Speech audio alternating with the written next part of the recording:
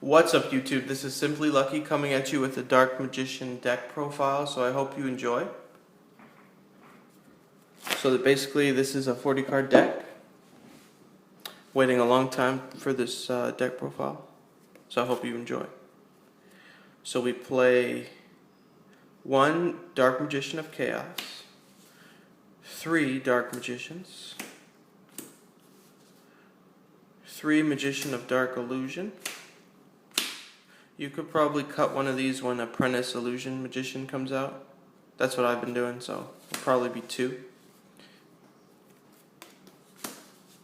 Dark Magician Girl, 3 Magician's Rod, 1 Magician's Robe. This card is really good because you can discard like cards you don't need, spell or traps. So it can be very, very good. 2 Summoner Monk. This card basically makes Dark Magician right away, pretty much. 3 Prisma. So this is a Prisma version. Of course, Prisma. Raigeki.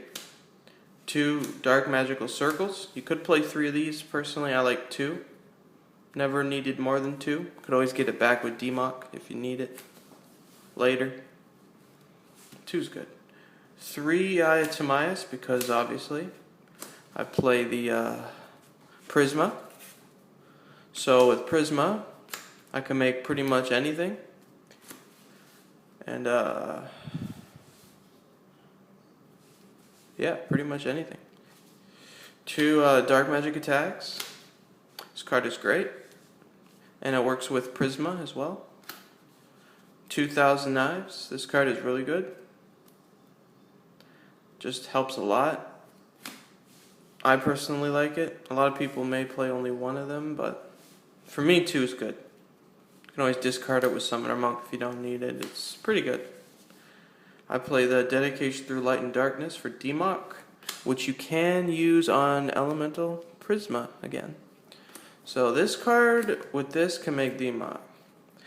This card with this can make almost anything, and then this card and this or this can destroy like everything. So it's great.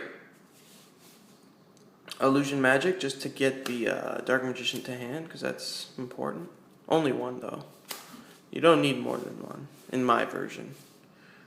3 Strikes, because personally this deck really can play it, and there's no other cards that take life points, so 3 is good. And personally, against the meta and stuff, the 3 is ideal.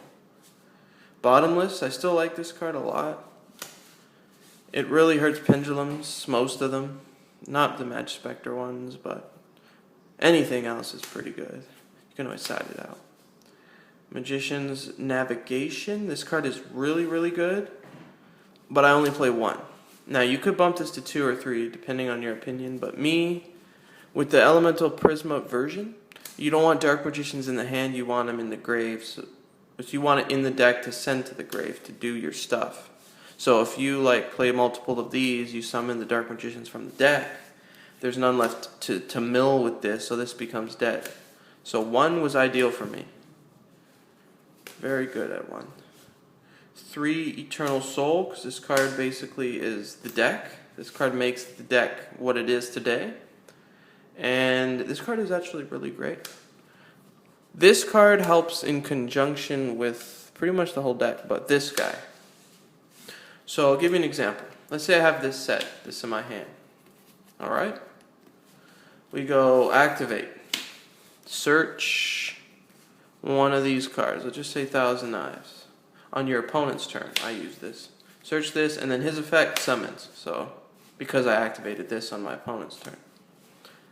So this card works very well with this card.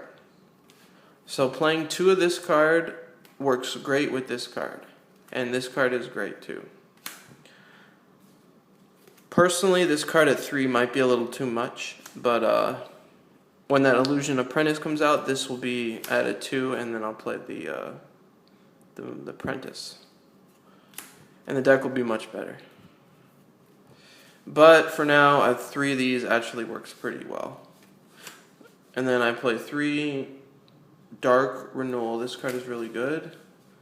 It's just OP with the circle in combination.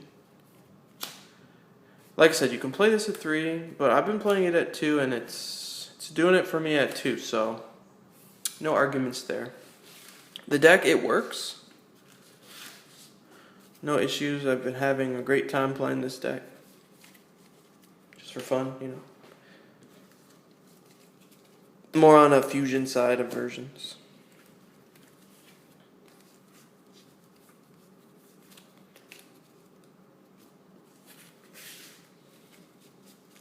But the deck, it works really good, you know.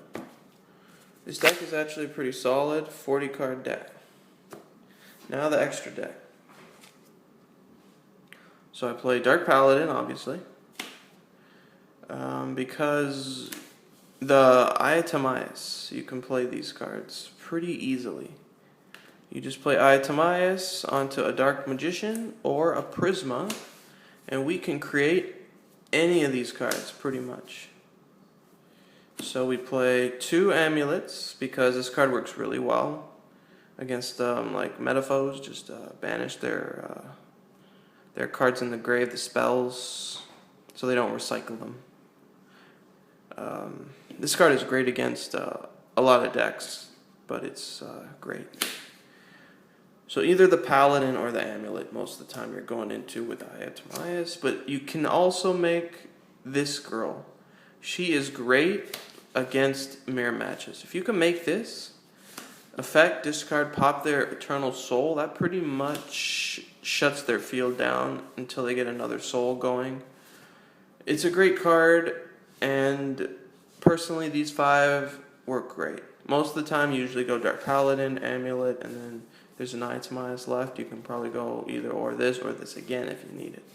Or her. So it works great. Next, we play the Red Eyes.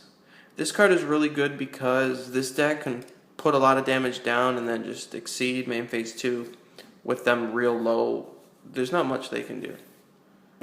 They'll just burn until they lose, pretty much. Then we play Big Eye. This deck can play it, and why not? Big Eye's Big Eye. Great card. Won me many games. Ebon Illusion Magician. This card is really good because you can summon a Dark Magician from the deck by detaching a material, or one from the hand. So that is pretty good. And then whenever a normal monster Dark Magician attacks, I can use his ability to target one card my opponent controls and banish it. So he is great, personally. Then we play the High Magician. This card is great as well. Basically lets you play traps and quick play spells from your hands. So that is pretty good. So imagine I have this on the field set just chilling. They summon, okay, they go, boom, Pendulum Summon. I go, effect, detach, discard Solemn Warning, or, for example, strike, because I don't play Warning, but strike. And then, from my hand, pay the life, boom, wreck everything. So I don't even need to set my strikes. If I have this card, I keep this in my hand, and then I can activate it on their turn. So that's pretty crazy.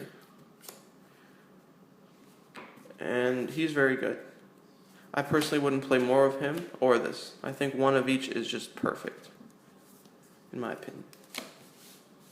Alright, next we go to the rank 4s. We got Castel, 101, Rebellion, Diamond Dire, Emerald, and another Emerald. Emerald is very important in this deck because this deck, it's very strong. It can combo with the Dark Magician from the grave, bring it back, or recycle.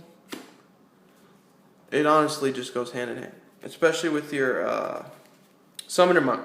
You go Summoner Monk, effect, this, send this to the grave, exceed into this, and then detach, and then bring this. So it's basically amazing. And you play 2 Summoners, so you can do this twice with 2 Emeralds. It's good at 2, personally. You can cut whatever you'd like in your opinion, but in my version, this is how I play it, and the deck just works. It works like beautiful. The only issue though with this deck I feel is that it's lacking in the monster department.